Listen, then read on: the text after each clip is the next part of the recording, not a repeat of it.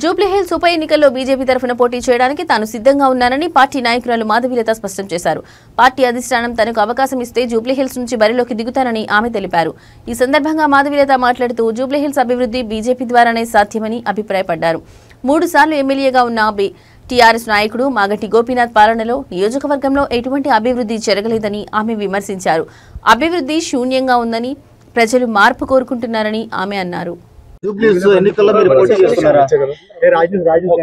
నేను పోటీ చేసే అవకాశం రావాలని, అదృష్టం నన్ను వరించాలని నేను మనస్ఫూర్తిగా కోరుకుంటున్నానయ్యా. ఎందుకంటే ఈ నాటికైనా బోరబండనే కాకుండా జూబ్లీహిల్స్ ఉన్న బస్తీలోని పేద ప్రజల దరిద్రం వదులుతుంది. ఎందుకంటే ఏ రామబాణం ఏ దినం వేసినానో గాని ఆ రామబాణం వచ్చి ఇక్కడ దరిద్రాన్ని వదిలిచ్చి రామరాజ్యం స్థాపించాలి జూబ్లీహిల్స్ అని కోరుకుంటున్నది. ఎందుకంటే ఇక్కడ ఏషియాలోనే అతి పెద్ద గవర్నమెంట్ స్కూల్ ఉంది. దానికి గర్వపడదమ్మా?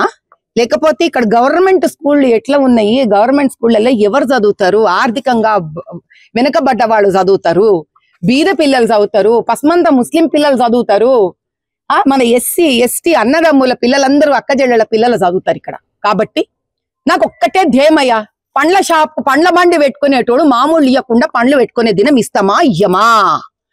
ఇల్లు కట్టుకోవాలంటే ఒక బోరింగ్ వేసుకోవాలంటే ఒక చిన్న చత్తు వేయాలంటే మామూలు లేకుండా వేసుకుంటామా వేసుకోమా? పిల్లలకి ఎందుకు ప్రైవేట్ స్కూళ్ళకు పోవాలి మనము? ఎందుకు మనము గవర్నమెంట్ స్కూలే ప్రైవేట్ స్కూల్ అంత గొప్పతనానికి తీసుకురాకూడదు అని ఒక రోజైనా మార్పు తీసుకురాగలుగుతామా లేదా? 2, 3, 4 ఎన్ని మతాలున్నా గానీ మతాల మధ్యలో సామరస్యత తీసుకొచ్చి మతము రాజకీయాన్ని చెయ్యకుండా ఒక్క ఎమ్మెల్యే కాన్స్టిట్యుయెన్సీనైనా చెయ్యగలుగుతామా లేదా? ఇన్ని వాగ్దానాలు చేస్తారు మొత్తం జర్నలిస్ట్ ప్రపంచానికంతా. ఒక్కసారైనా నిజంగా జర్నలిస్ట్ ప్రపంచానికి ఒక 1 బెడ్రూమ్ 2 బెడ్రూమ్ ఇల్లు కట్టియగలుగుతామా లేదా? హాస్పిటళ్ళని గవర్నమెంట్ హాస్పిటల్ మురుగువాసనలు చేసుకుంటా ప్రైవేట్ హాస్పిటల్ కు దోలిస్తున్నా పెద్దవాళ్ళందరము కనీసం ఒక్క నియోజకవర్గంలోదైనా బీదవాడికి మధ్యతరగతి కుటుంబానికి ఒక నిజమైన హాస్పిటల్ వానికి ఇస్తామా లేదా? ఈ ప్రశ్నలకు జవాబు ఇవ్వడానికి నాకు టికెట్ ఇస్తే గెలుచుకుంటే ప్రశ్నలకు జవాబు ఇచ్చి చూపిస్తాను.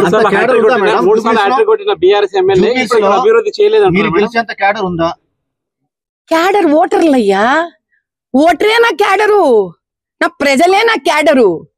అనంతకోటి ప్రజల్ని పెట్టుకొని క్యాడర్ ఉందా అని అడతావేం స్వామి? ప్రేమించే మనసు నాకుంది, నన్ను ప్రేమించే మనసు వాళ్ళకుంది. 3 సార్లు హ్యాట్రిక్ కొట్టిన ఇక్కడ టీఆర్ఎస్ నుంచి గెలిచిన ఒక ఎమ్మెల్యే అంటే ఇక్కడ అభివృద్ధి చేయలేదంటారా? నేనేం చెప్పక్కర్లే, నువ్వు నీ కెమెరా తీసి ఇంకా రోడ్డు మీద చూపించుకో, నీకు అర్థమైపోతుంది. ఎందుకయ్యా మనకి మాటలు ప్రూఫ్లు ఉండంగా మాటలు మాట్లాడే అవసరమే లేదు. నువ్వు ఈడ 3 సార్లు గెలుచుకుంటున్నావు. మా ఎంఐఎం పెద్ద ఆయన అయితే 50 ఏళ్ల సంది గెలుచుకుంటుండు కదా. ఎన్నేళ్ళు గెలుచుకుంటే ఏంది? రక్తంలాగా ప్రజల్ని ఇట్లా లాగేంత వరకు బీజేపీ వస్తే మాకు ఇస్తారా? మరి జర్నలిస్ట్ ఇస్తారా?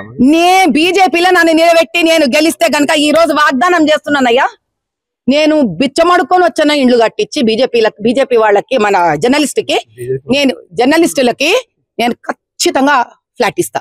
ఇది ఓపెన్ గా డిక్లరేషన్ ఇస్తున్నా. నేను బీజేపీ కాంగ్రెస్ కలిసి ఉన్నదని చెప్తారు కేటీఆర్ గారు, దాని గురించి ఏమంటారు? నాయనా ఏం మాట్లాడగలుగుతాం బీఆర్ఎస్ గురించి చెప్పు? ఈ గోడ మీద పిల్లి వాటం అనే ఒక తెలుగు సామెత ఉంది స్వామి, దాని మీద నిలబడి ఉంటారు వీళ్ళందరూ. ఒక దినం ఇటు మాట్లాడతారు, ఒక దినం అట్లా మాట్లాడతారు. ఇప్పుడు నువ్వు ఇదే కాంగ్రెస్ దగ్గర పో, కాంగ్రెస్ ఏమంటది బీఆర్ఎస్ బీజేపీ కలిసి ఉన్నది అంటది. వీళ్ళకి ఎవడు కలిసి ఉంటే ఎందుకు? నువ్వు చేసే పని నువ్వు చేయరాదు ప్రజలకి? ఎందుకు ఈ మాటలతో? ఎందుకు నీకు? నాకు నేను ట్రస్ట్ తరపున ఎన్ని కార్యక్రమాలు చేయాలో నేను అన్ని నా నియోజకవర్గానికి చేసుకుంటా, దీనికి చేసుకుంటా. అర్థమైందా? కానీ టికెట్ నాకు డిక్లేర్ చేసిన నాడు మాత్రం ఇంచు నడుస్తా నేను మొత్తం జూబ్లీహిల్స్ బస్తీమే సవాల్. 16 గంటలు గానీ అది 18 గంటలన్నా గానీ నడుస్తా, తిరుగుతా, ఇంటింటికి వెళ్తా, తెలుసుకుంటా, కష్టపడతా, నా వాళ్ళు నన్ను గెలిపించుకునేటట్టు చేసుకుంటాను.